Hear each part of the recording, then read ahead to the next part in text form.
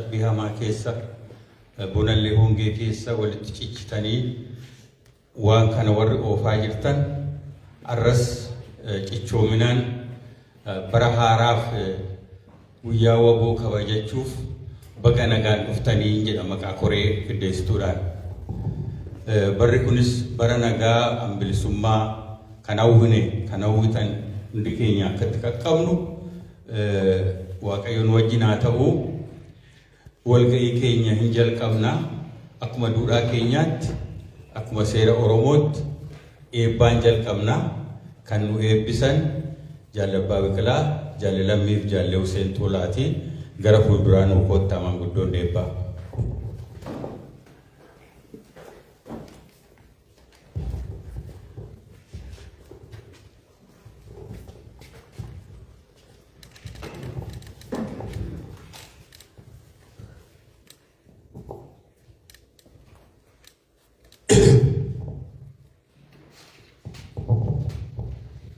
Baganagaa wala garre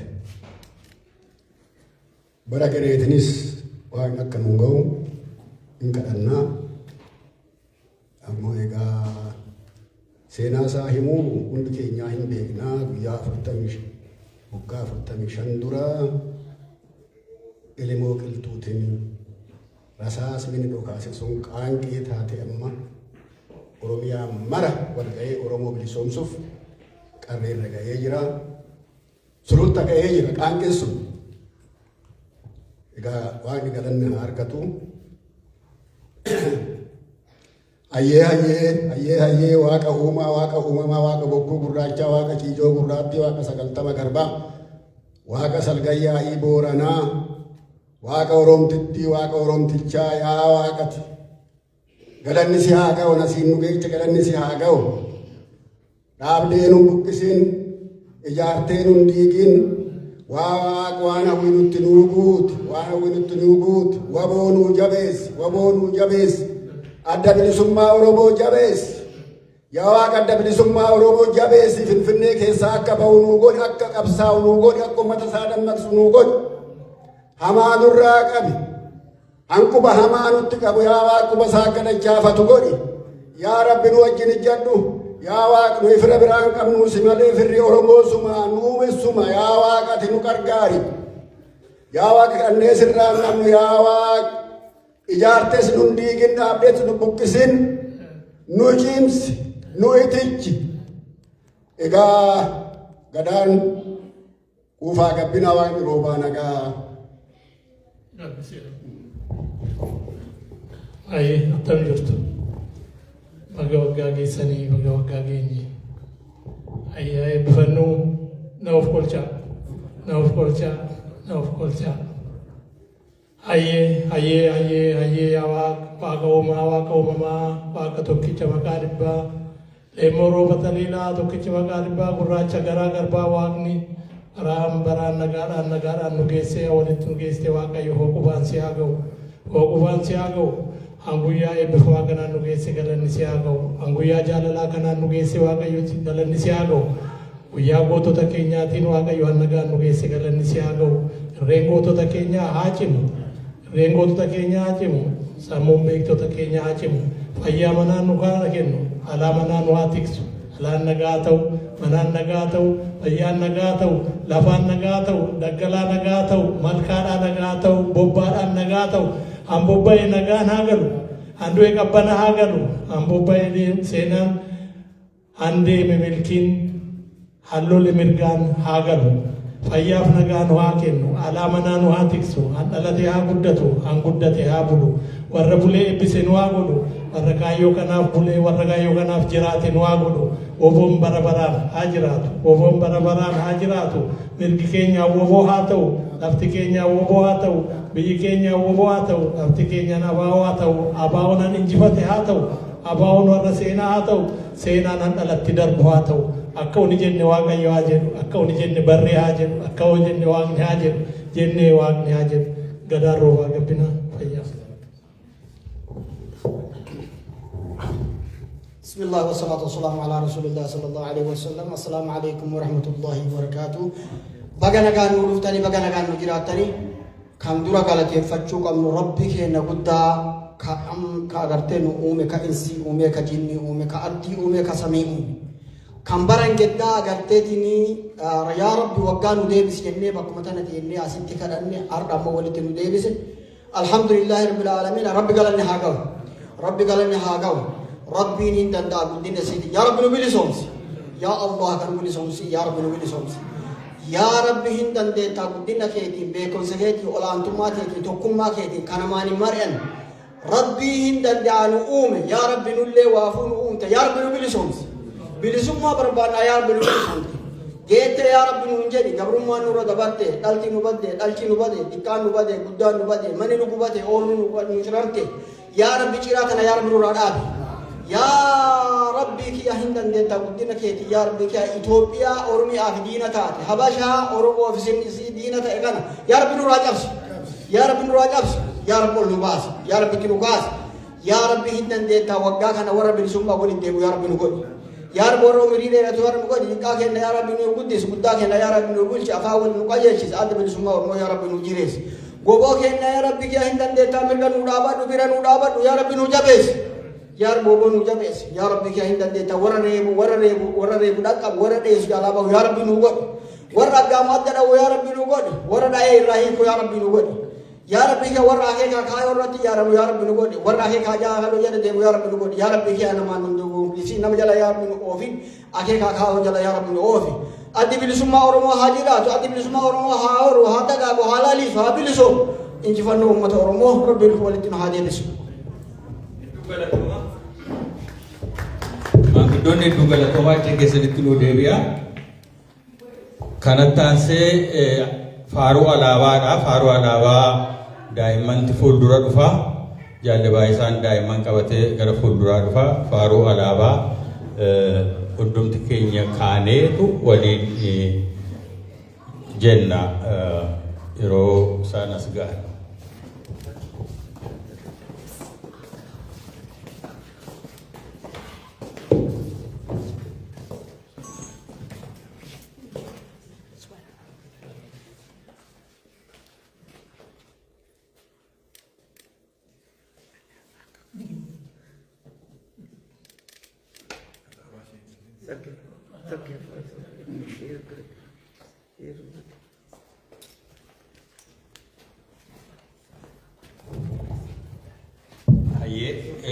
Jaalatumsaan irra nu buusaat hundumti keenya olaa kaanu.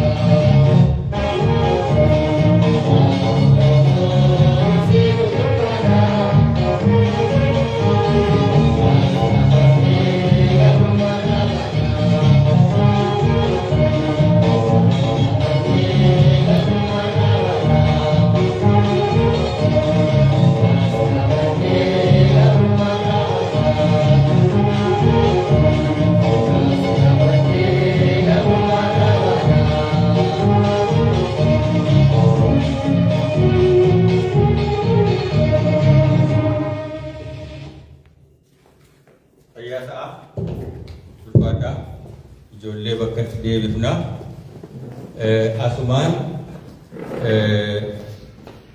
guyyaa kanaa guyyaa yeroo walgeenyu yeroo hundumaa qabsaa'ota qabsoo bilisummaa Oromoo wareegaman ni yaadanna daqiiqaa tokkoof akka ol kaanee yaadannu kabajaan isin gaafadha.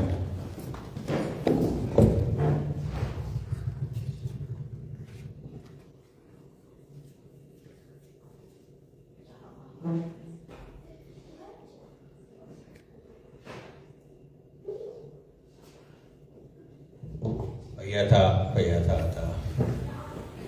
Akeeka Afrikaayoo adda bilisummaa Oromoo bakkaan geenna. Akeeka Afrikaayoo adda bilisummaa Oromoo bakkaan geenna. Jaallan keenya kana gartee qabsoo bilisummaa Oromootiif Oromoo bilisoomsuu wareegaman agartee baay'ee isaanii finfinnee ni dhaabna. Addi bilisummaa Oromoo haa jiraatu. Gobaan haa jiraatu. Tokkummaan uummata Oromoo haa jiraatu. Sabboontoota Oromoo haa jiraatu. Rabbiin nu haa beeksisu. Injifannoo uummata Oromoo. Fayyataa jaallusee egaa akkuma beeknu qabbanaadhaa karaanis cabbiinis waamee kan jira sagantaa keenya itti fufna kanatti aansee guyyaan kun maaliif kabajuun barbaachise kan jedhu jaallatumsaan itti gaafatamaan abaa'oo USA fi DSC waliigalaa fuuldura dhufee ibsa nuu kennaa jaallatumsaan gara waltajjiitti.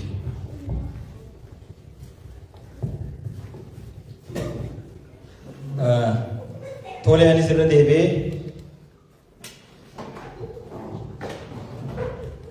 barri 2026 kan ittiin seenne kun bara gammachuu bara rakkoon Oromoo gidiraan Oromoodhaa irraa fooyya'ee biyyi teenya nagaa taatu akka nu godhu hawwii guddaan qabu isinii dhaamuu barbaada.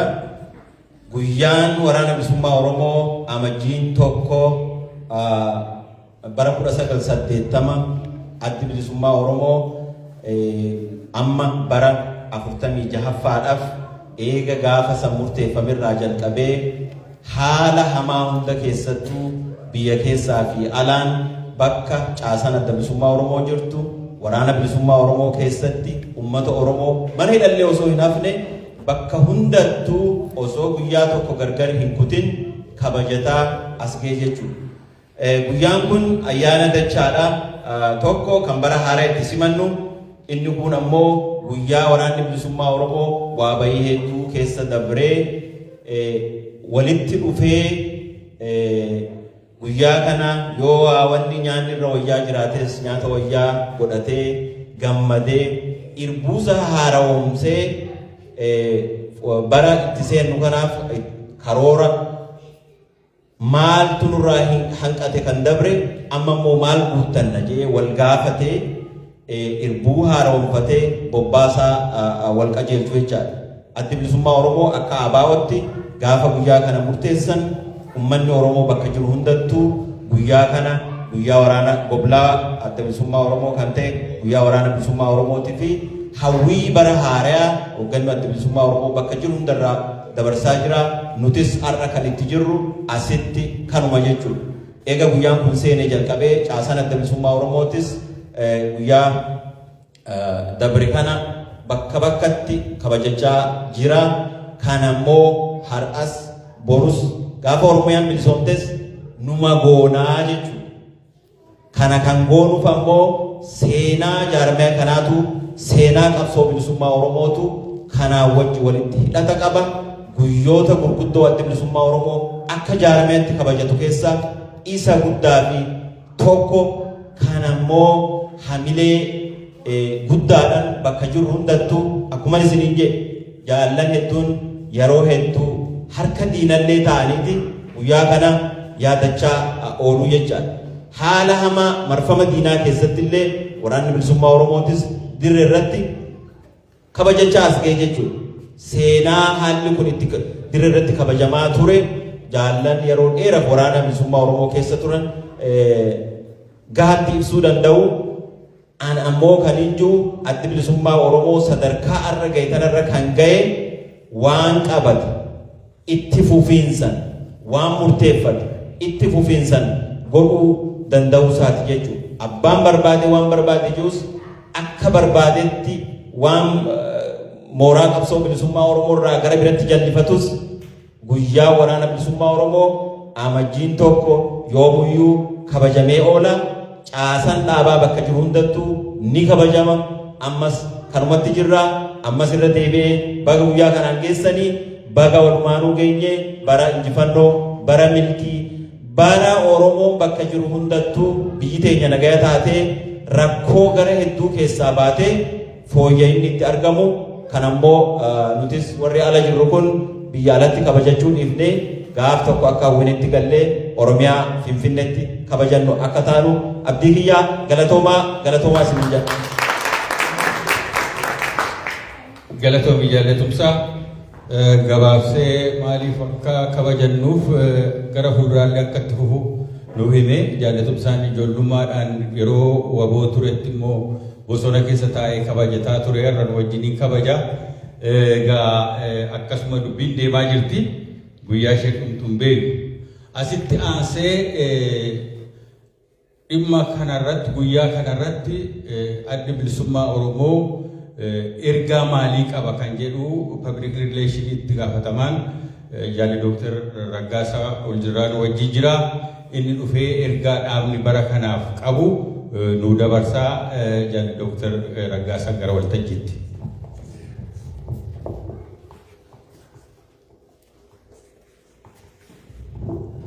Again, galatoomii jaallatamuu akkasumas jaallan qonnaa Minnesota bara baraan qilleensa hamaa kana keessatti kana qopheessitanii qaama walagarree guyyaa waboo akka kabajuu warri gootan galata keessa bilisummaa ta'uu jedha. Akkasumas uummati keenya warri weezarii kana dandeessanii dhuftan galatoomaa. Waan guyyaa irraa egaa waggaa waggaadhaan walitti dhaamaa turre wanni kun waan itti dhufinsaan deemee bara 46 fakkaata. Bara kana addi bilisummaa Oromoo goblaa waraana bilisummaa Oromoo erga uumerraa jalqabee guyyaan kun akka guyyaa waraana bilisummaa Oromootti akka kabajamuuf seeraan gadhaabee baroota 46 utuu walirraan ittiin deemaa jira. Qabsichis deemaa jira. Humni qabsoo kunis karaa siyaasaa karaa waraanaa bifa hundumaatiin deemaa jira. Sababni isaa waan ganama jaarmichi lafaa ka'ee fi sababii bakka hin gahiniif jecha bu'aa ba'iin hedduun waa jiraatu malee barri isaa yoo haa dheeratu malee adeemsota baroota dheeraa kana keessatti addi bilisummaa Oromoo biyya uumeera jechuun ni danda'ama. Biyya Oromiyaa jedhamu uumeera. Biyyi Oromiyaa jedhamu kun sovereignty mataa isaan qabaatii hanga ammaatti ofiin of bulchuu hin danda'inii malee tarree uummata addunyaa keessa galeera maqaa kun jechuudha. Isa kanadha. Isa kanaaf hiree murteeffannaa isaa dhumarratti mirkaneeffachuudhaaf qabsoo kun ammallee itti fufee sababii jiruu fi waggaa waggaan kabajannaa jechuudha. Akkuma jaallan duraan jedhanii ayyaana kana nu duwwaa miti ka kabajuu addunyaa mararratti waliin kabajnaa akka caasaa biyya alaatti kaleessa dheengadda kabajataa turre bakka bakkatti immoo Awustiraaliyaatti, Ameerikaa, Yuunaayitid Isteetsitti, Kaanadaatti, Yuuroopitti, Miidil Istitti bakka caasaan adda bilisummaa Oromoo jiru hundatti kabajamaadha jira. Fiizikalii qaamaan wal argamee jechuudha.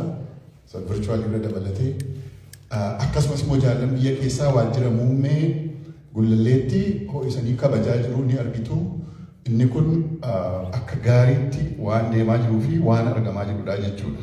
Kanaaf walitti dubbannuu fi walitti dhaammachuudhaaf bara haaraa sababii godhannee bara haaraatti akka wixinee haaraa wixinee hojii bara kanaa akkamitti bara kana keessa immoo qabsoo kana gara fuulduraatti butna isa jedhu isa kana walitti dhaammachuudhaaf ayyaana kana kabajnaa jechuudha. Ayyaanni kun amajji tokko yoo jedhamu malee torban guutuu takka takka immoo baatii Jaanuwaarii keessa guutummaatti deema bakka adda addaatti.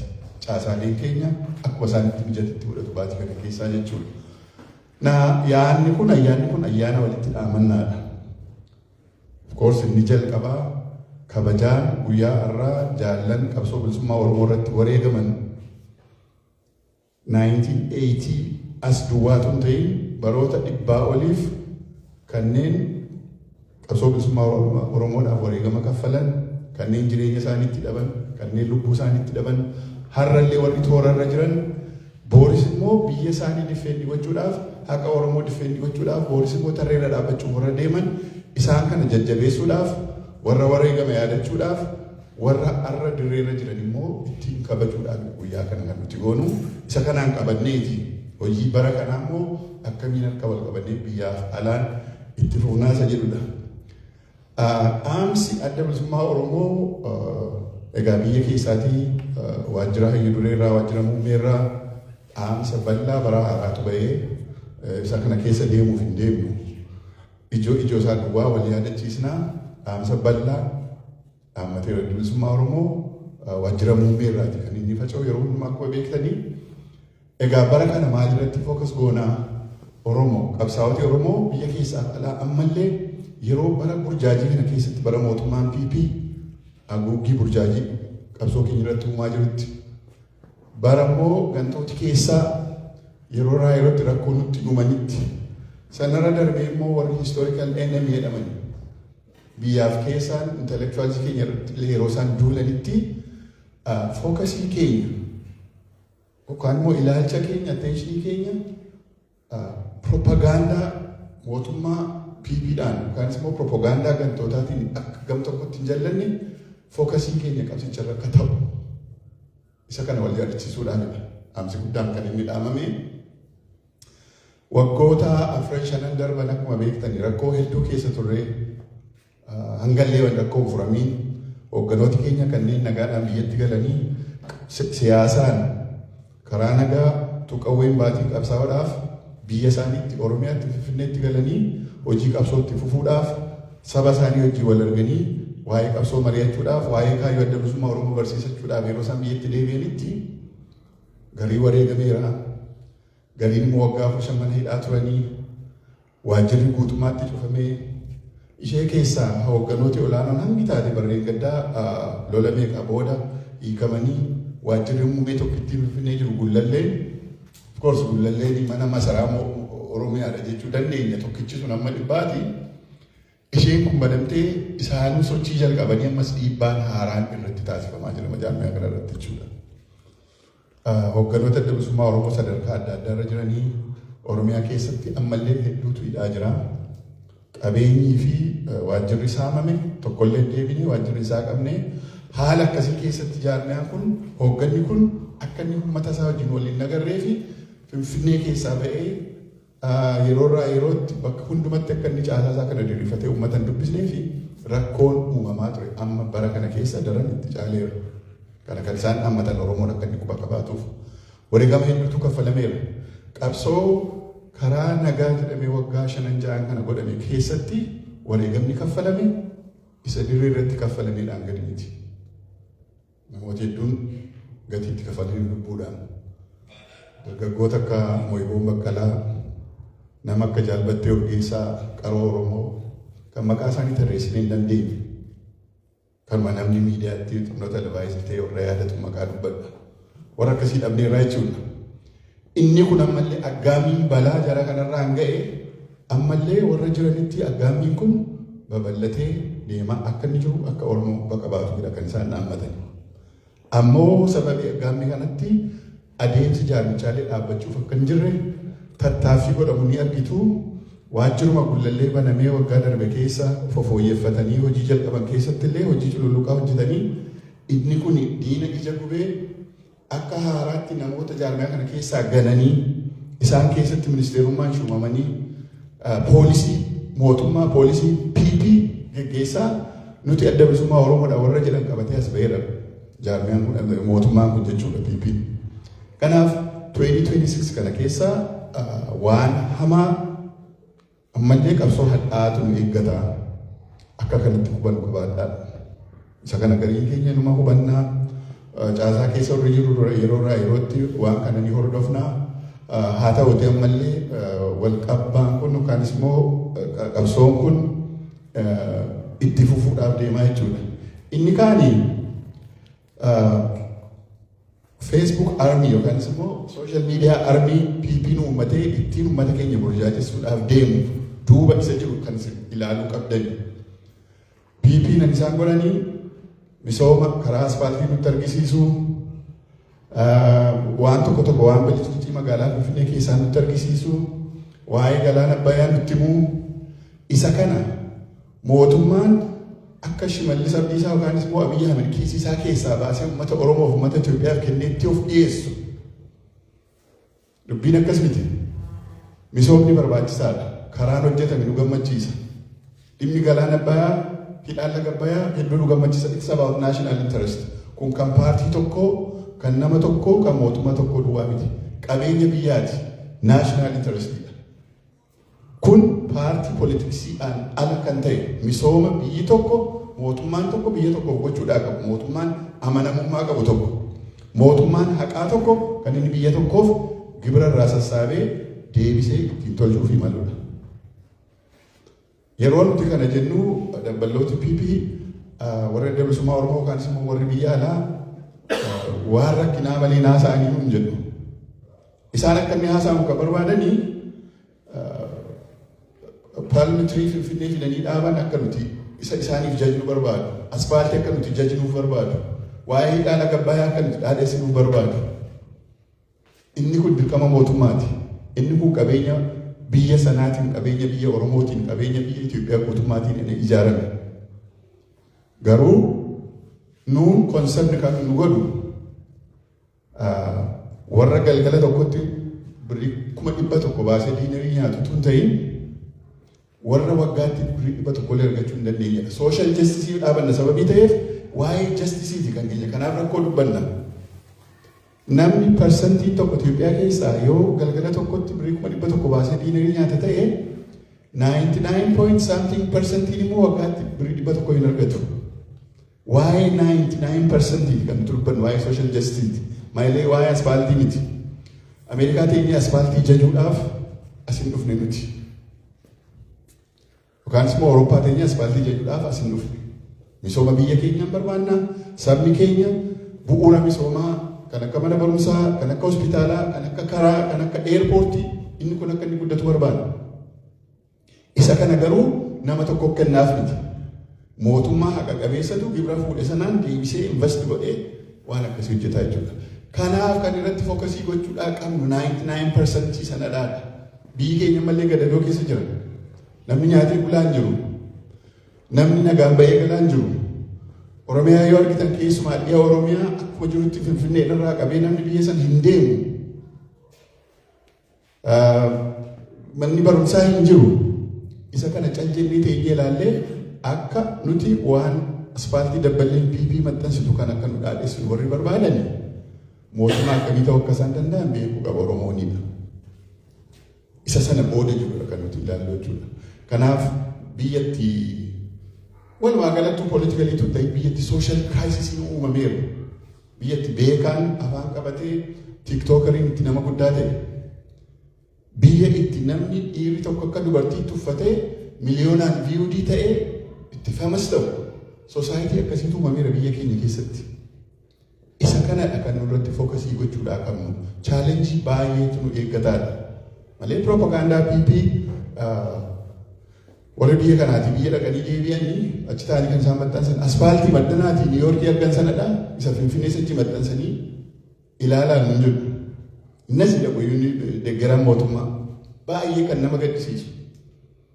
Hidhaan laga Abbayyaa Abiyyi Ahmed waan akka inni effortii mataa isaatiin Itoophiyaaf kenneetti warri dhaadessanii very pathetic warra baay'ee nama gaddisiisanidha. Lagni Abbayyaa qabeenya biyyaati. It's a natural resource. Isa kanarratti bara Haile Sillaasee irraa qabee effortii baay'eetu ta'aa dhufe. The Nile Waters, politikaan Nile Waters, politikaan bara dheeraa turedha. Yoo barbaachisaa ta'e kireditii argachuun hin barbaachisaa yoo ta'e namootatti cunqursoo turan garuu ishee kana keessatti immoo kanneen ga'ee qabanis yaadatamuu qabutti ture. Dhaqee garuu qabeenyi kun qabeenya saba Itoophiyaas qabeenya saba Oromootiin ijaarame malee kan mootummooti bulchitooti isaaf kennan miti. Iddoo kana geenye kan warri dhaadessani qabeenyi kun hydroelectric power lagni Abbayyaa maddisiisu kuni poolisii qajeelaa barbaada gara fuulduraatti. Kanarraa qabeenyi argamoo ta'e galiin argamoo ta'e waa'ee distribution of wealth. Distribution of wealth qabeenya kanarraa argamu.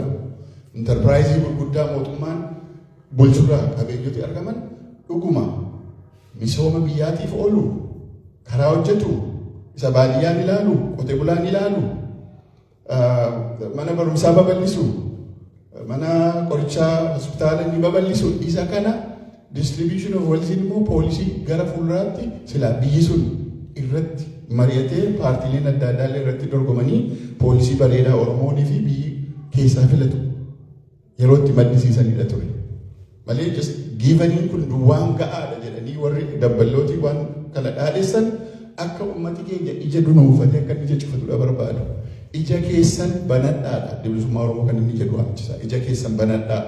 Iddoo kana keenyarra saamichitti fufa maqaa mootummaatiin maqaa misoomaatiin kan saamu warra 1% gadi isiniin jedhi sana warra galgala tokkotti birrii 100,000 irbaata nyaatu sana qabeenya isaanii taayoo kana ta'uudhaa baate. Kanaaf konserniin innan keenya 99% sanadha. Social justice haqa Oromoo, haqa namaa, haqa Kambaataa, haqa Hadiyyaa, haqa Guraagee, haqa Tigree, haqa Amaaraa. Social justice daangaa hin qabu indivisibly. Haqa waa'ee haqaadhaan nuti dhaabbannuuf qabsaa'ota nuti qabsoo bilisummaa Oromoo haa geggeessinu malee qabsoo haqaa dhaabbanna. Namni haqa gaafate hundumtuu haqa isaa argachuu qaba jedhee amana qabsaa'aan Oromoo. Addi bilisummaa Oromoos akkasitti amana. Kanaaf dhaamsi bara kanaa waan isiniin jedhee chaalenjii nu eeggatutu jira.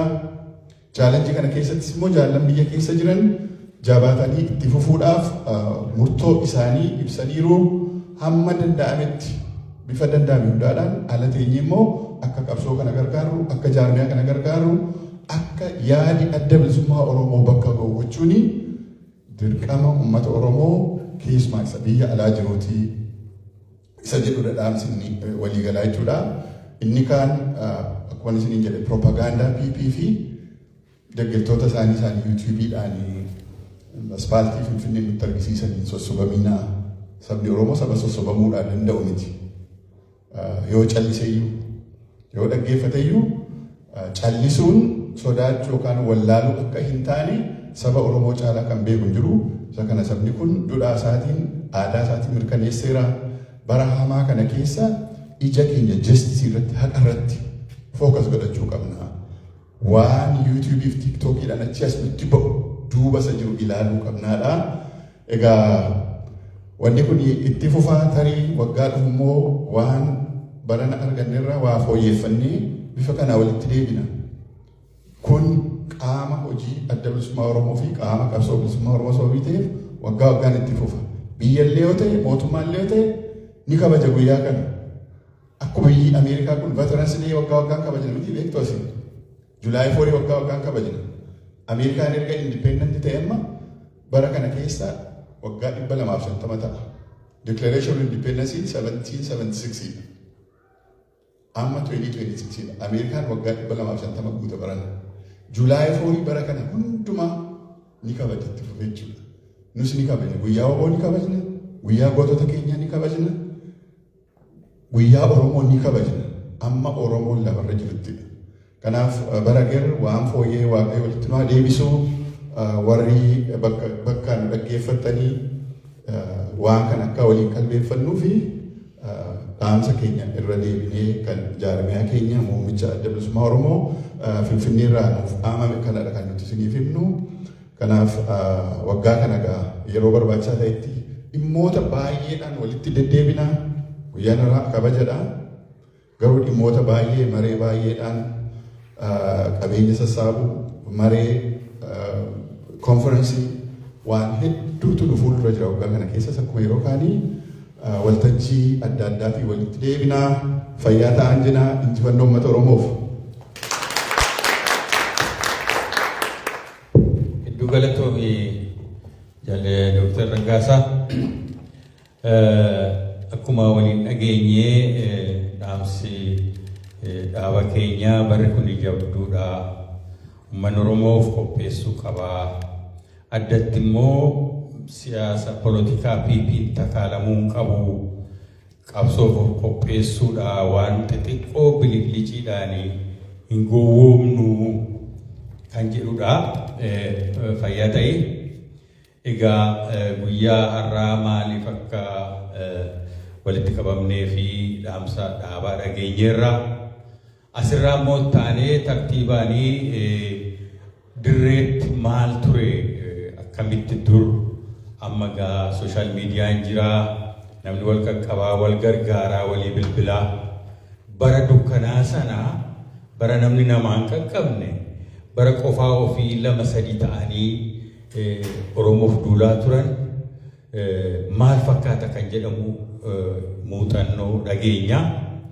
Muuxannoo kana gaa abbaasaa wajjiniin Oromoof qawwee kaasee Jaalle Huseen Tuulaa ilmi Tuulaa Duubee nu keessa jira. Jaalle Huseen gara waltajjiitti.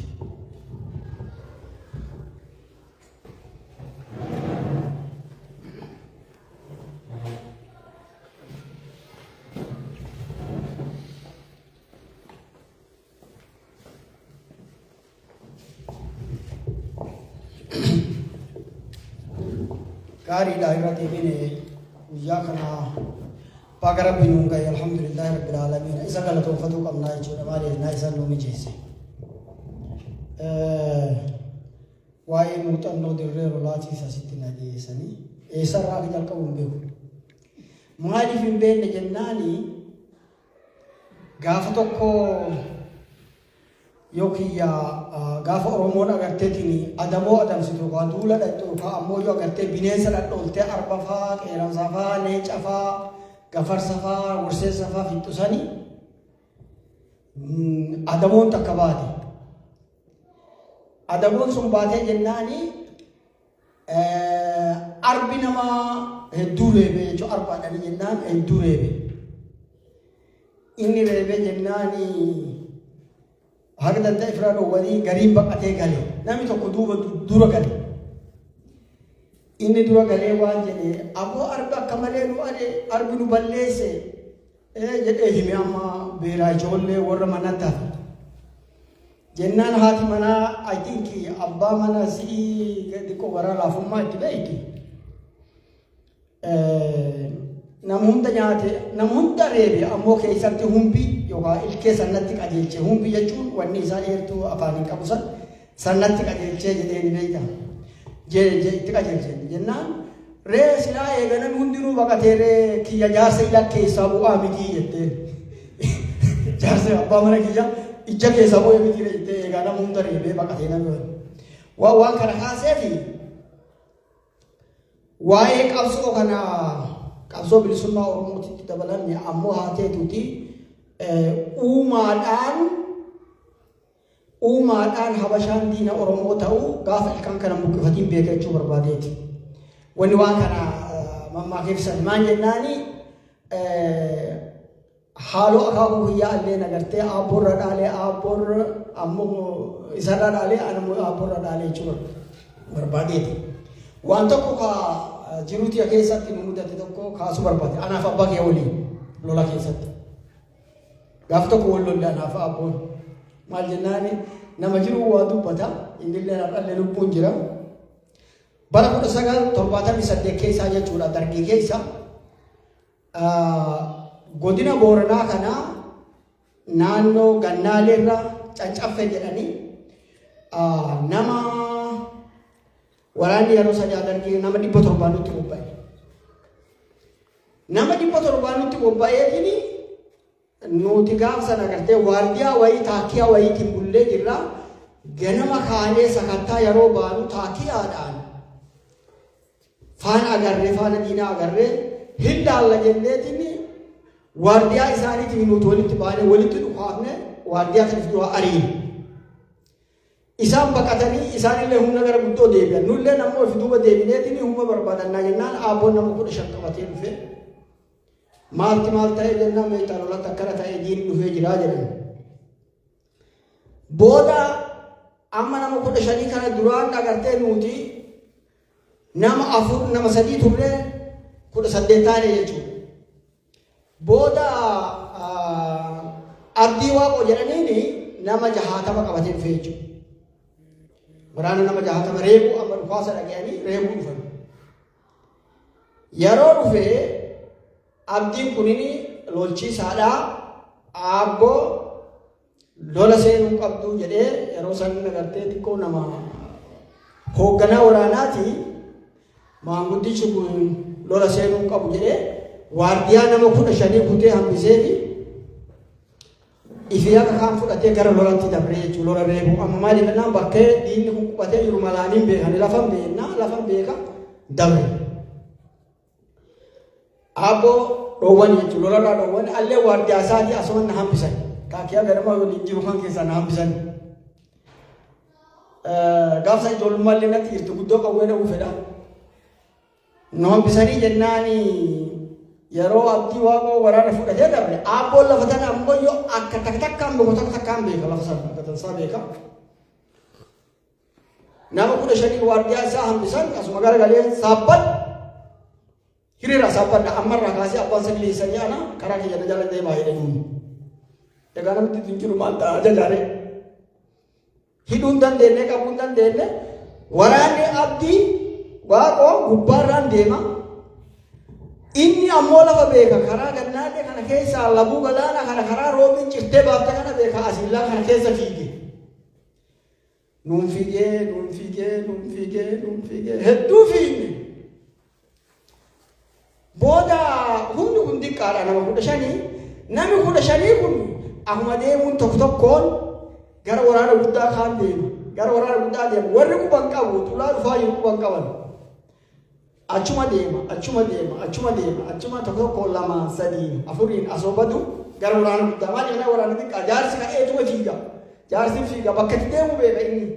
Malkaa caccaffe kana waraana qubatee jira malaan beekaa jechuudha. Gama saniinis waraana jira asii dhufee jira waan kana qalbiidhaan beekan. Booda namni sadii Allah hafe an ammoo ifi duuballee to'achaa isa gula fiige. Namni sadii Allah hafe aabboo jedheen yaa naani. Namni war hundinuu waraanni hundinuu nu biraa yaa'ee jedheen. Siigamtu beenu waliinaan jedhe. Yoo siigamte si jechuun sinii gara na fakkaata. Yoo siigamte yoo osoo dadhabde deemii galiinaan jedhe. Ifirra dabre akkanuma naan jedhee na duraan. Allee xiqqoo garaa keessaa itti xiqqoo takka itti aaree ka'ee fiinne ammallee fiinne. Amma malkaa taangee yoo geenyu warri sadiin hafe fuulleen kute anaaf inni callaa walitti hafe. Walitti hafne jennaan aabboo jedheen ammallee. Beeka anaasi malee namni tokkollee hin jiru jennaan si keessaa haa buutuutii naan jedhe. Si keessaa haa buutuutii naan jedhe. Amma abdii kutadhe allee lama. Amma abdii kutadhe irratti aaree isuma faana fiigu malkaa tana gamanaan baleedha karaa gidduu tana akkana laa keessa gadi bu'a. Waardiyaa isaa eessa taa'e asirra taa'a. Waardiyaan diinaa asirra taa'a. Nu kan xiqqishummaa kanatti hin dhufin waraanni achiin deemu sun waardiyaa isaanii dura diinaa rasaasa banee Muusaa jedhanii irratti rahmata isaa haa godhu nama tokko qawwee asirratti dha'ee handhuura dha'eetiin qawwee tokko ammoo waardiyaa aabboo duraan ture qawwee kaartaa isaa dha'ee rasaasi achi keessaa cafaqame nama jahamadeesse. Yeroo rasaasi achi ba'u namichi rifate ka waardiyaa taa'u yeroo inni rifatu ulaa duubee asiin akka amma kun jaalalli kan itti gabbahee jechuudha. Yeroo nuti itti gabbaane namichi qawwee buufateetuma karaa rabbi nurraa qabe san beekama. Nuti gannaa kilaashii. Yeroo inni gannaa ulaan qawwee itti buufanne fiishka itti godheetuma baktiin galtaaree jedheen. Awwaarti rasaasa inni dhawuu ila jimla goota gamana utaalee ededa isaatiin jigeetuma rasaasatti naqa. Anis itti waan danti darbu. Yeroo nuti darbannu amma dhufaa asitti ulaallee fiishka afaanii buufateeti. Namichi firraa garagara. Hiiki naa jedha yaa ol ba'a maal hiika? Hiiki maal hiika? Namicha if garagalchee bishaan seena. Kanaaf duuba agartee waa'ee lolaatii fi waan kana fakkeenya kaasee hari'aallee teenee waliin lollee abbaa fi mallee teenee waliin tollee jaala qabsoollee teenee waliin lolleetiin wala kasile na mutate tiye cho hakena jiruti ya kesa ti anafabu yaro sagalta mi takati bilisuma oromo wajira nagelle banate sena saya tu jaga machi saraba kotu wajira ta ya bon ummata dubbisi jennal lakki yani barcuma ki jibara ta ay dubbisu waan kana nama barate beeka warra barreessu beeka waan agarta isin nama dubbisa angaafuma tokko bakka akkaatte itti gabbaatanii isin boqotta bakka itti gabbaanee boqannu jaala jedheetini nuun bobba'in bobbaanee namni jiru gaafsan humni adda bilisummaa oromoo waraanni bilisummaa oromoo nama 15 kutaa booranaa kanaaf gujiif wanni dhufe nama 15 qofa namni 15 eenyu bara eenyu dubbisa eenyu jaala anaafis callaa waliin bobba'ee tooftaa baafannee abbaa fi ilmaan jechuun waan jaattuudha. Akkan haagoonuu akka diinni hin gamanne haagoonuu waan jennaani abboo siin jedhu jaattuudhaa siin jedha atiillee jaallu seennaan jedhii jedhee. Deemaa turree bobbaa tana keessatti namni tokko duuba maanguddoo luballee luba tokko isaanii isii dura haga dhalatte lolumarra si dhageenya amaaruma tana akkara gootaa dhageenya isii gubbaa homaa dhaltee lafaa qabdaa wani takkallee sirraa haftee jedheen waan 90 takkaa ji'a 7 keessa ni odeessaa jira waan kana jennaani amma dhobsuu dadhabee aadaa oromoo keessaa lubi jabdu luba wanni kana jaba wani soban abboo ati dubbatini beektaa kunuu biyyaa jedheen nama too hin dubbatini jedheen haa taatu duuba gara lolaa waliigalaatitti hanga tokko deebi'a fakkeenya akkasii kaasa waa'ee riphee lolaa waraana bilisummaa oromoo keessatti murannoo fi kutannoo inni qabu akkasii kaasa addi bilisummaa oromoo ooma siinillee beektan gurrallee yookaan dhageettanii jirtan yookaan gaafsan keessa jirtan 96 keessa yeroo korra atattamaa harargee laga baqaqsaatitti 97 keessa godhachuuf murteesse dirqamni kibba kanan nutti dhufe yeroo dirqamni waraqaan dhufe karaa finfinneetiin maali arganii akkasii akka badee namni waraqaa nutti fide qunnamtii akka kun hin jiru bakkeen jirru sololo bakkeen itti deemnu hararge namni wanni deemnu harreellee qabnu galaalleen tuttuma qunnamtiin hin jirtu egaa qunnamtiin nu faayanii jirannu namooti keessaa beekan namni gaafa san nuun bobba'u agarteetiin kumsaa gadaati hoogan adda bilisummaa oromoo nu keessa jiru waraqaa bakka kaaya isaan beekaa jechuudha waraqaanii jechuudha wali dubbiin gaafa agartee waraqaa walii kaayan sanii jechuudha buttaan tokko karaa baddaa gujii dirqami kenname jechuudha buttaa karaa gujii dirqami kenname seenaan isaa yaadatu rabbi isaa araaramu jaalalii garootii fi jaalol qaba kana jiraatu duukaan hin beeku bakki inni eegetti aanaan hin beeku qabamuu dhagee jira baawullee dhagee jira naayiroobiillee dhufe naayiroobiillee booda deebi'e eessatti akka inni amma eegee aanaan hin beeku inni itti aanaa isaa ture isaan gara baddaa gujiititti nuti ammoo iyyuu warri waan haqa lubbuun jiran keessaa jaal dhugoomsaa kana fa'aa Jamal midhaagaa yeroo sana ajajaa kiyya ture akka abbaa murtaa'aatti isaa agartee seenaan isaa yaadatu liiban Tigiree jennaani amma du'ee jira seenaan isaa yaadatuuti abbaan murtaa'aa isaa abbaan akka muraasaatitti agarteetiin koree itti aanaa murtaa akka ture Jamal midhaagaa kan illee jiru kanaa jechuudha dirqama dhaabaatii dhufe diduu dandeenya okay teennee murteessinee deemuu qabnaa jennee murteessine har'allee yaadadha ji'a 8 guyyaa 28 96 jechuudha kibba kanarraa kaane bishaan keessaa fuuyyuu sololoof haga daawwaa geettu lamaan jidduu bishaan jiran guyyaa 5 namarraa fudhata yoo jabaattee deemte halkanii guyyaa yoo deemte. Murannoo waraana bilisummaa Oromoo qabu guyyaa 5 keessa sa'aatii 3 rafne dhiiroo. Guyyaa 5 halkan 5 keessa sa'aatii 3 rafne. Kana keessa guyyaa 5ffaa kana ilmi namaa sossobuu dadhabee hedduu suuftuudha dura deemaanii asoo deemu gorsa qoree san rafee seene naqabe ifitti rifadhe yeroo rifadhuu fuulli kee hundi guutuun qoree jaallata takka narraa baasan amma dhumannee haaraaf nu jenne jennaani akka hidhee ta'ee jaallata nu jedhamee beeka waardaa duubaa umurii kee keessa taa'ee hin beeku duuba deemuu hin beeku waardaa duubaallee na godhamu.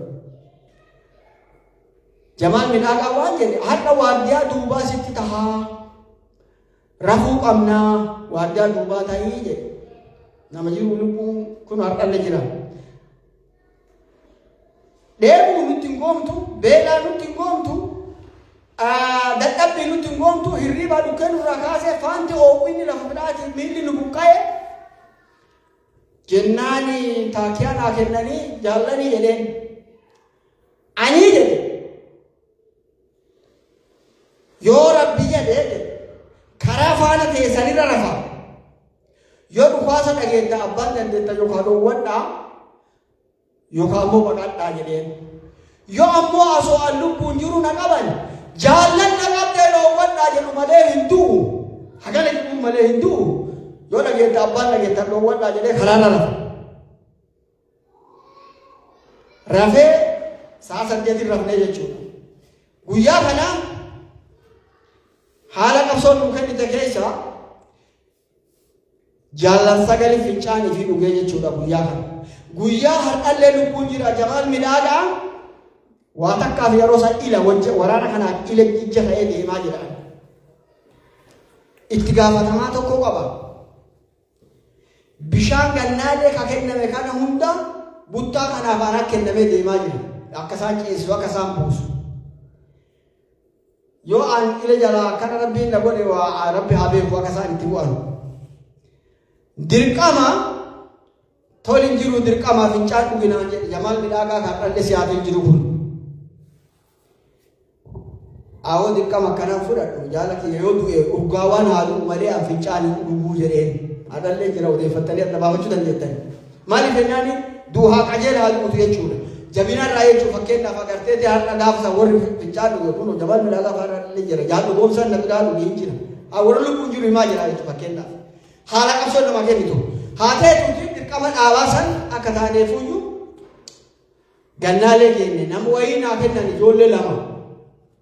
Ta bishaan daakkaa beektii jedhan yeroo dhufnee daawwaan buune bishaan gubbaasan yaa'an. Hindaallaa koottaa jedhee itti seene yeroo an seene walakkaa geennaa hundinuu baqattee jalaa deebitee hangamatti jalaa bahee laalee asii bu'uu hin dandeenyu jedhee jaallatti deebi'e. Tooftaa baafanneetiin haata gamana hidhee hanga tokko jaallan nama 5 asiin buuse. Garramuu fanee beektanii jira Awurooppaa kana jedhana fakkaata gaafsa warra buuse keessa warra lubbuun jiru. Halkan kana ammoo jaala tokkotti nu biraa nyaatame bishaan narraa fudhatanii jaalgutamaa hundee qabsaa'aa adda bilisummaa Oromoo bara 1986 qabsoo bilisummaa Oromootti dabalamee nyaatame jechuudha. Haa ta'etu abdii murannee jaallan sun achi kutanii ganama isa eegaluurraa nyaata rifatuun dhufteetiin laburra kaadee boreessummaa agartee dhukaasni nuti ta'e dhukaasa kanas agarteetiin ifirraa faccinnee irra aanee gaafa dhukaasni natti dhaqana waa takka na mudate jiruuti keessatti yeroo 2-3 wanni jabduun na mudate. Aan halkan kana dhukkube maal nuti na dhukkubsee doontii bishaan nama 4 yeroo tokkotti buusuu danda'a yoo silaa nama tokko argadhe nama na gargaaru argadhe na dhiira 4 meeshaa isaanii waliin buusuu danda'a jechuudha bishaan. Jaalli na gargaaruuf deeme na biraa baqatee deebi'ee jaallan 4 kophaa kiyya baasee doontii natti butantee dhiiga tufe dhiiga haqqisee jechuudha yeroo gama ulfinna narra garagaleeti jaallan kana gaba buuseetuma biraa deebi'ee hin dhukkubee jechuudha maali afur baafachuu danda'u sobbi kiyya cufamee dhiigni na seene amma galaana seenii jedhaniiti jaallan deemnee malkaa biraa dhadhee nama gamarraa gama dibanirraa ka jaallam jaala tokko agartee akka ta'an buusaniiti warra gamaa san nuuf fidaa jedhanii ijoolleen gamaa dhufte. Eegasii agarteetini ijoolleen tunini warri gamaa maabarri gamaa iyyee diinni dhufee gadhiisaa malkaa nuun jedhu. Yeroo diinni jedhu ani ammoo yoo agartee jaala san deebisii naan jedhe jaallu boonsaan dirqama natti kennu. Beeku jaala san deebisii naan jedhe. Jaalli kun deebuu qaba tokko ammoo buusuu qaba jedhee tokko fuudhee bu'een. Yeroo an dhufee galaana hasiin ga'e gamaa qawweenatti qabeetiin dhiiga keenya yoo waliin jiksuu barbaadan malee nuti asii bu'inaa jedhe nama Booranaatiin dhiiga keenya waliin jiksuu yoo barbaadan malee abboo keessa deebii jedhe bu'inii jedhe qawweena qabee. Deebii naan jedhan yeroo isa deebii haa fiduu waan deemu dhukaas bahee jechuudha. Diinni gamanaan dhufee wayyaanee warraamta bantee jaalla lola seenanii angaruu meeshaan kee hundinuu hiikamee jira lafa jira. Paartii takkitti ofirraa qaba waan meeshaa fakkaata. Ana bishaan keessa jira. Jaala kaan dhaqii deebisinaan jedhanii bishaan seenee jira. Bishaan asi dhagee hin deeminii dhaabadhu naan jedhan. Dhukaasaa bahe ana uumaa harkaan qabu of duuba deebi. Yeroo ana fi deebi jaallaan kun lola seenanii kun qaata malkaa gadhiisanii kutanii kilaashiin kiyya akkuma hirkifame taa'a. Hidhaa qaboo takka qaba jiruuta keessa akkas rakkadheen beeku. Dura maal yaadataa dhufe kophuma tiyya yaadataa dhufe waan hunda jiru kophee kilaashiiti. Kilaashii kanaa kophee dura kee kofoon kiyya yeroo ankee na qabde sirba keessa ba'uuti keessa rakkadhe. Kophee daan baafadhee akka ta'eefuyyuu hidhaana kofoo kiyya hidhadhee waan hunda hidhadhee jaala reefu buusisan hidhannoo isaa. Dadhabee biraa fudhachuu dadhabeetini doontiraa hidhamtee jirti kan arge rasaas yeroo sanatti nutti qaaliidha. Utaalee kana kutee hidhannoo taallee fudhadheetini fiiguun danda'an innaa dhukkuba hafuurri natti qabamee jira. Ifirra facaasa seenaa isaa hayaa dhatuutii jaaluseen diitoo jedhanii dhiira harkaan naqabuuf kaate lamanarraa hambiseetini na fuudhee naan ba'e. Eegas Jamaal midhaaqaa waraana dha'ee natti garagalcheetu na keessaa ba'ani. Haa taatuuti waan kana kaaseef waraana bilisummaa Oromoo asirraa kaadee guyyaa 58 keessatti qunnamtii baaleetiin waraana bilisummaa Oromoo dhagartee qilxuu aadaa fa'a kabaran isiin biyya galee gaafa maal jeettifa isaan to'an qabsoon isan jira. Caalaa Leencoo fa'a rabbi nu qunnamsisee akkasitti achiin baanee dirqama dhaabaa raawwannee jechuudha. Gaafa sanirraa kaasee waan tokko kadhadhaa qaama waggaa 27 jechuudha. Yaa Rabbi Oromoo bilisomsitaa gaafa Oromoo bilisomte riphee lolaa yaa Rabbi nutti uumin jedhee kadhadhee jira. Nu hundi kadhachuu qabnaa jechuudha. Namni riphee lolaan itti uumame nama baate fakkeenya takka isin kaasaa waa'ee Jinewaarii qaafatu. Miilaan dhabeetiin amata 11 kiraanchiin deeme waa'ee ayyaana guyyaa woboo kanaa wal qabata. Kiyyallee qaama kiyya irraachuu kiyyaa jechuu barbaadeeti.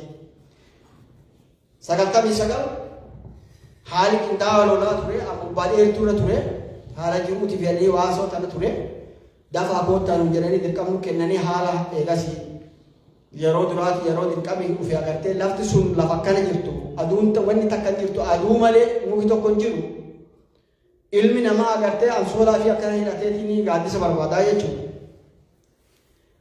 Dirqama akkasii fudhadhu jedhee beekumsaa gadaa irratti.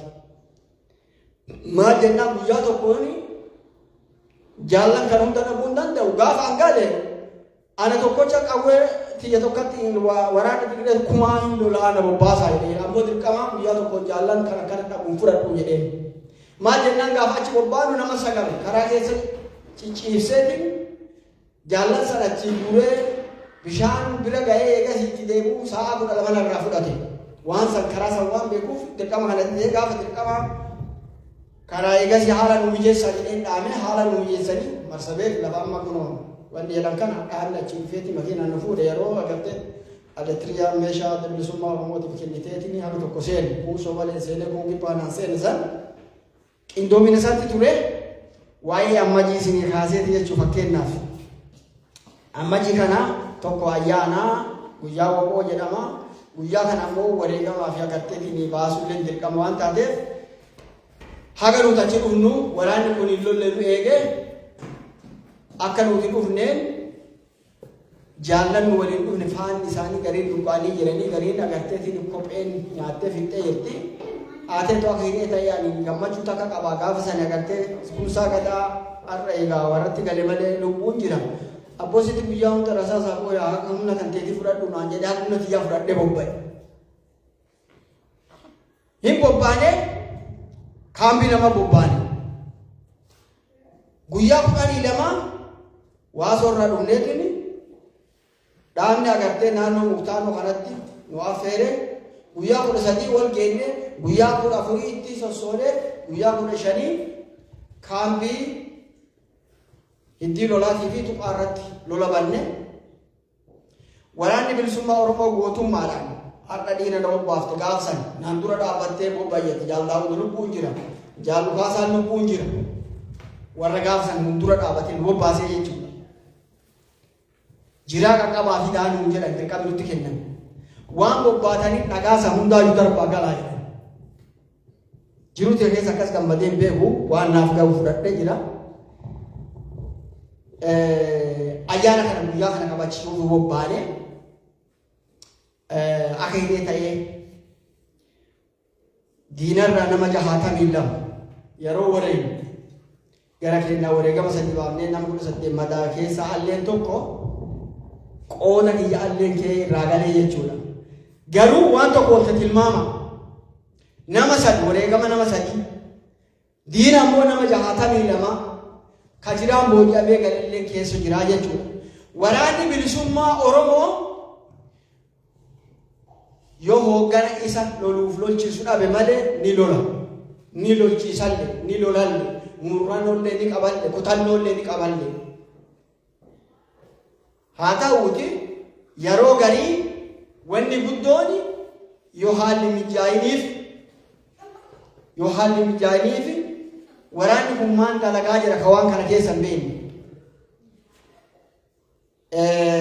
guutamaa hawaasaatti seenaa isaa hayaata tutulaa dubeetii waan jedhe abbotudha jechuun kabajaarraa agartee hooggana isaatti as bule jedhee halkan tokkoo fi baddaa waannaa keessatti harka fiitii siree jaaree fi afaan irra afee fi muka siree halkan tokkoo tulaa itti dhufee jennaan hoogganatti bilisummaa Oromooti irra bule jedhan asirra naa bulii jedheen raffise irra bulchee kaasee isaa kana gaafa kana waan jedheeni jaaltudha jannummaa kana sirraa bada hin beelayin haqa lubbuun jiru waan feete nyaadhu gabaasa naa galchi ala sirraa baasa gaala nyaadhu re'ee nyaadhu hoolaa nyaadhu loon nyaadhu narraa baasaa jedhe waraana bilisummaa Oromoo kagarii yeroo hunduu onnee dhoowwee shakaalu qabeenya beeka kana ta'uu beeka haa taatuuti har'as taanaan borus taanaan waraanni bilisummaa Oromoo gollaa adda bilisummaa Oromoo waan taateef waraana malee bakka takka hin geenyu ammoo asoo dhaaban qabaatiin adoo siyaasaan qabaatiin bakka takka illee hin geenyu adda bilisummaa Oromoo haa jabeeffannu waraana bilisummaa Oromoo haa jabeessinu nuutuu wal haa jabeessinuuti of jaara wal jaara wal haa jaarannuuti kanneen agarteetiin daawwiti keessaan argaa jirtan Oromoo afaaniin faajjaayina yaa Oromoo afaaniin faajjaayina namni jaarmaa jaaran jirre bakka takka illee hin ga'u namni jaaramin eenyullee injifatuu hin danda'u biyya nu jirru kan wanni sodaatanii maal humna qabdi qawwee harkaa qabdi jaarmaa isaatiin tokko akeeka isaatiin tokko akeeki keenya ammoo jira akeeka adda bilisummaa Oromoo wanni hubachuu qabnu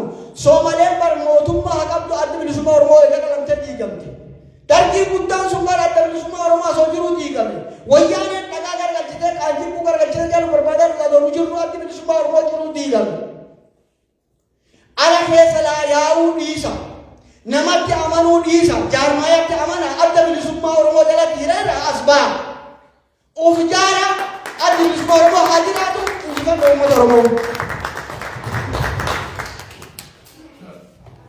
Hedduu galatoo biyyaallee osoo takka hamlee takka. Jaalloseen yeroo baay'ee muuxannoo nu hira.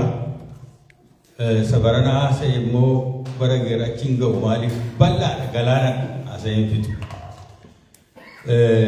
Nu carraa qabnaa isarraa dhageenya. Dhaloonni garuu waan akkasii dhaga'uu barbaachisaadhas.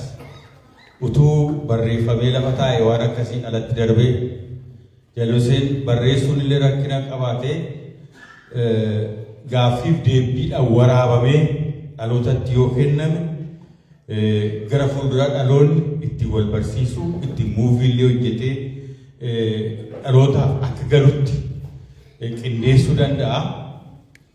Jaalli dhugaasaa bakka qofa amma waa'ee waraanaa kana baay'inaan barreesse kan keessa turan garuu hedduudha. Kanaaf mee waan kanatti nu yaadi ijoollee ma wajjiniin barreessuu qofaa miti waraabanii kaa'uun hin danda'amu. Hedduu galatoomii egaa gama keenyaan qophiin keenya namoonni keessummaatti dhiyaatan isaanuma kanadha. Amma gara manaatti deebinaa muuxannoo gurguddaa warra qabdan tas keessa jirtu utuu nu qooddanii hin gammannaa waltajjiin banaadha.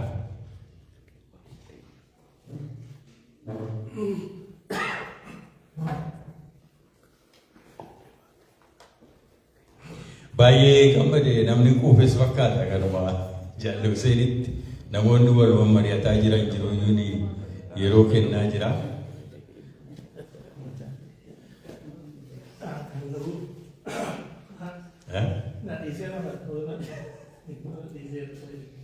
Baay'eetaa ooman jedha nagahuu jiraate malee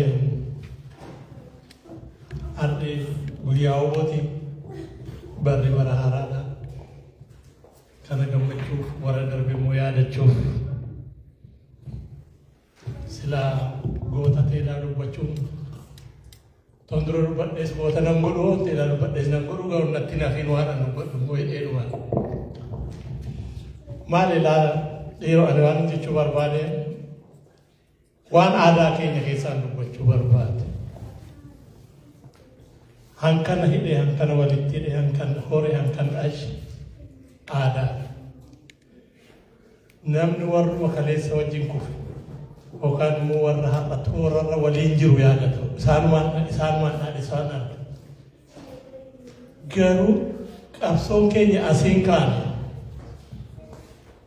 qabsoon keenya fagoodhaa ga'e aadaa keessaa ga'e seenaa keessaa ga'e kanaaf baduu dide kanaaf cituu dide hiddaaf lafee dhiigaan nutti darbe borillee darba dhala ilmaan keenyatti jaarraa 16ffaa keessaa bayyi baabboo horoofaa goota bara woboodha diidoo gaawwalee soraafaa woboodha mada galmaa daadaafaa woboodha jedhamu warra jaarraa 16ffaa keessa gadaa bakkatti deebisuuf gadaa eegsisuuf gadaan hin badu jedhanii warra lolanidha. Raagni keenya areeroo bosoroofaa woboodha bara manguddoo har'aa jechaadha gaafa isaan jedhan hin baddu babbaddaan farsoo dhugee badiin biddeena nyaata baduu ga'ee beekee walii wallaala jedhe ammoo hin baddu babbadda hin cittu hin ciccittaa babbaddaan farsoo dhugee hin tatamsaata gargar ciccitta gargar baata garuu hin baddu lafarraa jedha ammoo wal dhaga'uun bayeessaa nam kun akka hamaan itti deemaa jirullee akka hamaan biyya Oromoo dhufuu danda'u akka diinni dhufee lafa Oromoo qabachuu danda'ullee hime bara nyaatni qawwee saalaa sitti deemaa jira galaana daawwaatiin sitti taakka galaana amma Jaalli Huseen dubbataa ture isaan sitti caa gaafanni sitti ce'e hin badda kormaa goromsa si gaafata yoo mala wallaalte kottu har'a mala siin mala yoo mala diddeemmoo boriif qophaa'e jedhe hime dhaamsa dabarsa eenyutti dabarsa gaafas raaba gaafasitti dabarsa woboo gaafasitti dabarsa har'a maqaan geeddaramee woboo haa ta'u malee qeerroo dargaggeessa raaba gaafasitti jechaadha raabni ittisa biyyaati amma manguddoon kun hin jaanja'ee Imbutute wallaalee inni kolfanii dhiisan jechaadha. Diddanii jedheennan ani immoo isin irraa dhowwaa gabbara fidaa jedha. Samaan odeessa jaarsi kun gabbarri maali? Gabbarri jedhu kaasa gabbarri gibirri looni raada dibicha jedhee kolfanii dhiisanii guyyaa namaan ooltu areeroo hin darbe. Hin boqotee diinni galee meenilli qooffatee dhufe. Booranni hin qabame machi hin qabame. Lafti Oromiyaan qabame Liibaan guutuutti qabame jechaadha. Lafti Oromoo Liibaanii dur. Amma mala barbaadnaa mala maal barbaadna? Biyyoo qabame gabbaruudha malee. Areeroo bosonoo akaakaan keenya nutti mee nutu dide. Haadhalee uni ilmaan isaa banneen hafnu. Areeroo bosonoo eker dubbiftuudhaan haa gaafatamuu jedhani. Nama fayyaa didanii ekeraa gaafatu argite. Eker dubbiftuudhaan areeroo bosonoo gaafadha. Uni ilmaan isaati hin banne waliin iyyuu akkamitti lafarraa banna mala nuufaa maluu jedhanii ekeraa gaafachiisan jechaadha. Eker dubbiftuun dhufe. Ekeraa dubbiftuun dhufe maal barbaadan?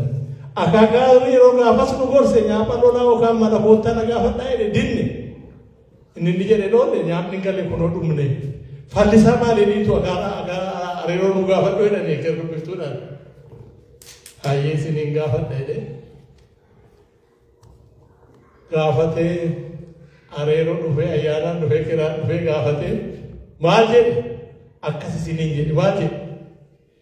Himan akkana himani didan immoo akkas badan isiniin jedhe himan. Ani isiniin isintu dide jechuudha. Himan akkas himani didan immoo akkana badan isiniin jedhe.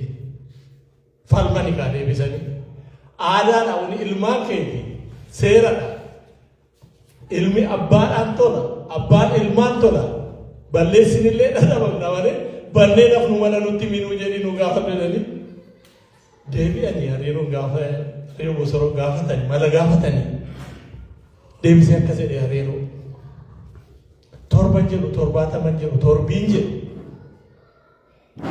9 sibiila yaayyaa. Gaafa tokkoomte lolta. Gurboon hin ceesistu dirreen hin qaaristu. Eessa baasaan baaree gaafa tokko taate moota tokko ta'ee jedhe. Har'allee ekeraan tokkummaa nuu dhaame. Jiraan tokkummaa nuu dhaame. Warri jiru hundumtuu walaa ta'uun dhaamsa kootii fayyaa ta'a.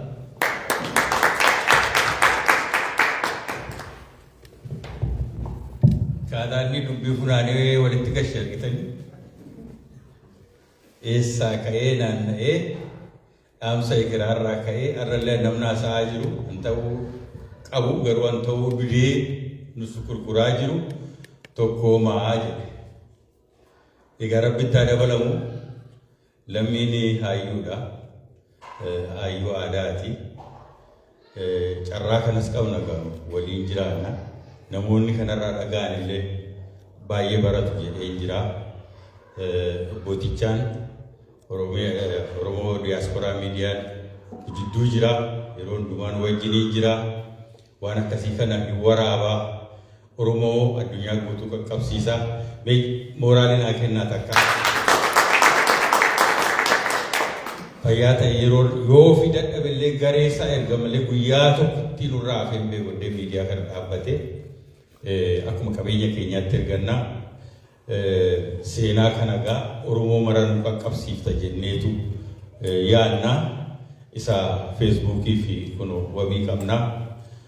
Karaa kana gaa Oromoon qaqqaba jenna. Namni yaada kennatu jiroo ta'ee qorradha. Baay'ee wal tursiisuun barbaachisu ergaan dabarte ergaadha. Ergaan dabarte hundumti ishee ergaadha. Ani raafatamnedha. Kan galmooftudha. Waraabamtee kan teessutudha. Kan dabarsanidha. Teknooloojiin gaariidha. Guugilirra kaa'anii dhalootaaf dabarsuun hin danda'ama.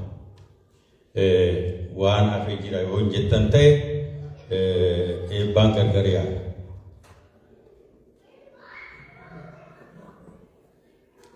Okay.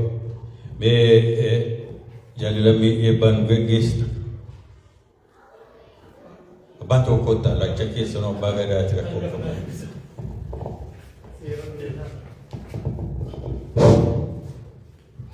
Egaa jaalawwan waa hunda dhageenye waaqni itti nu haa dabalamee nu haa baay'isu nagaan nu haa galchuu daa'ima taphattutti jabbilee burraaqtutti nu haa galchuu ibsaan nu hin qabini ibsaan nu haa banamu dhaamsi amma dhaammame kuni jaalle Huseenan dubbate kuni akkuma jedhame waan guddaadha waan cimaadha barreeffamee dhalootatti haa darbu. Warri barreessuu dandeechan akkuma jedhame gaafadhaati barreessaa kun isaa duwwaa miti uummata Oromoo maraati. Kanaafi egaa waaqni nu haa araaramu karaatti nu haa deebisu burjaajii adda addaa hin dhageenyaa bakka adda addaatti uumame kana yaa Waaqni nurraa kaasi yaa Rabbi nurraa kaasi Oromoo nuu cimsi Oromoo tokkoomsi Oromoo tokkoomsi tokkummaa hin caalu hin jiru tokkummaa yoo qabaannee akka wal qabanne diina keenyarra aanna yaa Waaqni cimsi yaa Waaqni wal jaalachiisi akka walii yaadnu nu godhi yaa Waaqa Oromoo cimsi yaa Waaqa karra Finfinnee baniif woboon marsee jira karra Finfinnee baniif bara kana abdii qabna abduunis nutti himaa jira yaa Waaqa hundumtuu mee abduu gaarii abjoodhaa hoggaa raftan Finfinnee tofina agartanii akkamatti hoggaa laaltan qabsaan duukam ga'anii jiru be sabbata ga'anii jiru be buraayyuu ga'anii jiru be egaa gaaf tokko odoo hirriibaan ka'in dhaga'uun keenya hin hafu waraanni bilisummaa Oromoo Finfinnee to'ate hoggaa jedhamu miidiyaadhaan hoggaa darbu akka dhageenyu bara 2026 kana keessa abdii qabnaa abdii qabaannu kana Waaqni dhugaa nu haa taasisu nagaan galaa akkuma jedhee jabbilee burraaqtutti ijoollee taphattutti nagaa mana keessanitti galaa hoggaadhaatis immoo kana caalaa baay'annee mana kana dhiphifnee akka kabajnu nu haa godhu filannaanis immoo hin jiraan duratti dubbadhe san Waaqni bilisummaa keenya ol baase 4 kiilootti kabajnaa galatoomaa mana nagaatti galaa jiraadha.